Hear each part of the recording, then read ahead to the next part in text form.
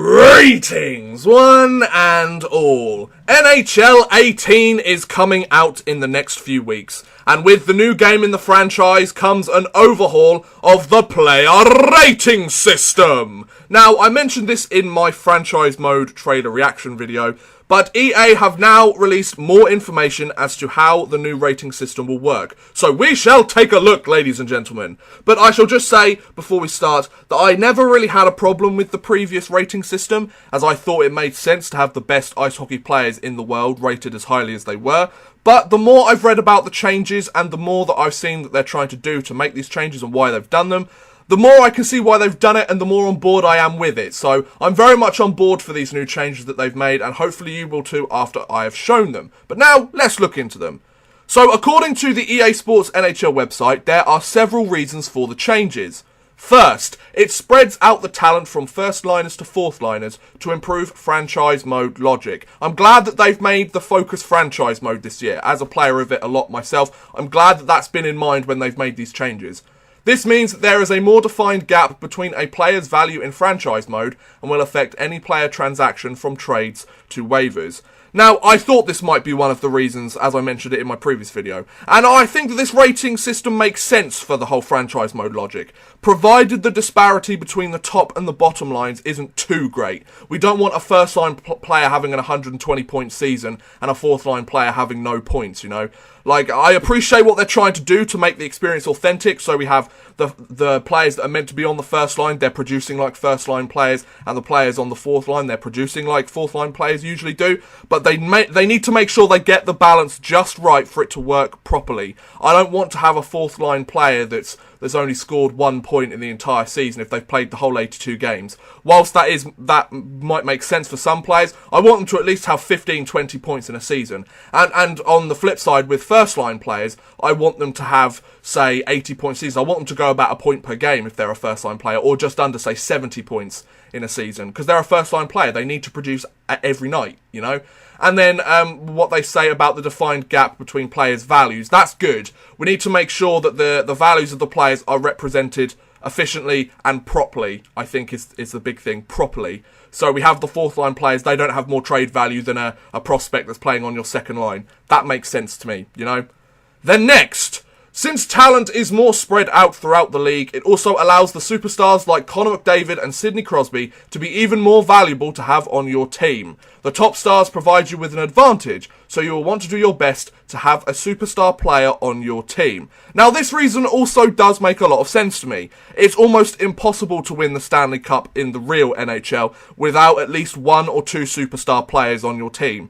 And being able to pick up one either through draft, trade or free agency and seeing them have a huge positive impact on your team's performance is what should happen. So this does make sense to me. They want to have that disparity between the first and the fourth lines. So the players that are at the top and the elite players, whether they're forwards, defensemen or goaltenders, they are so much more valuable to your team. Therefore, teams, perhaps maybe the AI will think twice about trying to trade to pick up your superstar player, which is good. Like, you don't want to have somebody trying to get your first line centre and sending you about 12 million trade offers throughout a season, you know.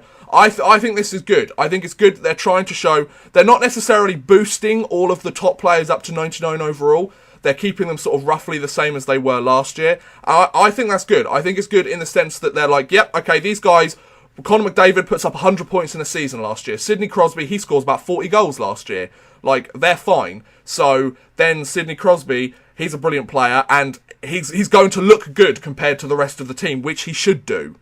And then finally, top prospects like Nolan Patrick and Nico Hischier, shouldn't they be the other way around because Nico was drafted first, will be ready to step into the NHL straight out of the NHL entry draft. This will allow for more authentic drafting, as generally the top picks out of every NHL entry draft class are able to step in and make an impact in the NHL. Yes, this goes back to my previous comments as well on the new drafting system, which I very much like. I think this is good. If the player ratings are dropped overall, but the top prospects ratings are still up to what they used to be in the draft, that means that they can jump right into the NHL from their draft year and make an impact. And this means that it's not just the first pick or the second pick that can jump straight in as like an 82 or an 83 overall. To me, this kind of sounds like up to the mid-first round, maybe even the first round in general, provided it's a good draft year. Any player that's picked there can go in and make an impact in the NHL straight away, provided you want them to. Because let's remember, some people don't like to rush their players out. Like, that's very much a big tactic, especially for a team like Detroit. They might make a first-round pick, but they're not going to play him for the next few years because they want to make sure that he is a pro in all sense of the word, not just, I can turn up and score a few goals every once in a while. So I think having the ability to drop these players straight in, especially if you're a team that's lacking something and you go and draft a player specifically to fill that void in the now, that's brilliant. That makes complete sense, and you don't have to have the first overall pick to do it. So I like that. I like that. I think it's a brilliant idea. I think it makes complete sense, and hopefully it will help GMs and it will help franchise modes be able to fill in the spots that they have missing on their team. Say if they need that third defenseman, they need that third pair defenseman, they need that third line checking forward, they need a starting goaltender potentially, then you can go into the draft and have more of a chance to pick that person up.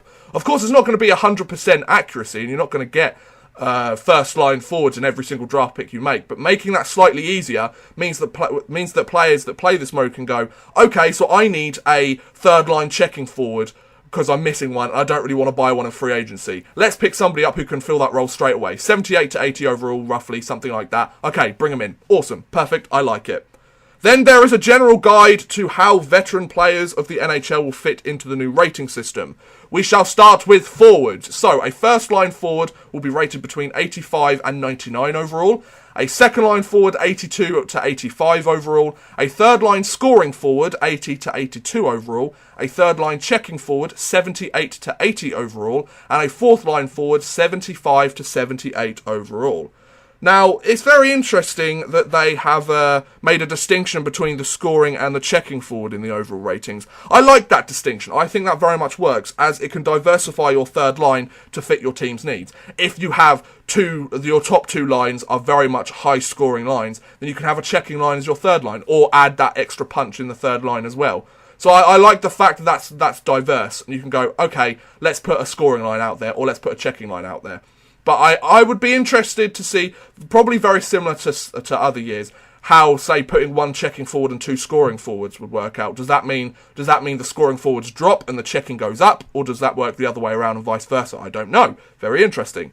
Then we have defensemen, and a top 2 defenseman is 87 to 99 overall, a top 4 defenseman is an 81 to 87 overall, a top 6 defenseman is 78 to 81 overall, and a top 8 defenseman, so sort of the healthy scratches, are 75 to 78 overall. Yeah, that's what I would have expected, really, judging by what the forwards have done. So it makes sense to me. I think this works well, and yeah, that's pretty much how it went in the previous game anyway. A top 2 defenseman would be roughly 87 or above if you were on one of those weaker defensive teams, and it works all the way down to there. Yep, I think that makes sense to me. Good job. Then we have goaltending. So, elite goaltenders are rated 87 to 99 overall. A starting goaltender is rated 82 to 87 overall, and a backup goaltender is rated 75 to 82 overall. Yeah, that checks out okay to me. It runs parallel to the other ratings for the other positions, so at least they've managed to balance all of this. And it'll be very interesting now that you'll know, for example, if you went into the draft and you drafted a second line forward, you know, or the potential of a high second line forward, you know that player is going to hit at least 82 overall. That's a good sign. That's very positive. For example, if you go into the draft and you draft a backup goaltender, you know that he's going to hit at least 75, but he could jump all the way up to 82 and almost be a starting goaltender. So I might have to keep these. I might have to keep these sort of ratings by me whenever I do a franchise mode, especially when I'm at the draft. So I know that, oh, awesome! I got myself a first line forward. He's going to end up at least 85 overall. Awesome. Right, I'm happy with that. Or I got a top 8 defenseman. Okay, so he's only going to be at least 78 overall. If I've already got a stacked defensive core, I can trade him away for something else that I need, you know. I think it's good. So overall, I was somewhat sceptical about changing the player rating system, as I never really had a problem with it in the first place. But having seen their reasoning behind it, I am on board with the changes, and I can't wait to see how it affects the NHL 18 experience, especially franchise mode. And there you go. That was an explanation of the NHL 18 player ratings. What do you think about the new ratings? Are they good, bad, or are you skipping NHL 18 altogether? Let me know in the comments below. I would love to hear what you guys think. But thank you very much for watching, guys. I hope you have enjoyed. Please feel free to like, subscribe, share, or watch some of my other videos. thank you very much for watching, and goodbye.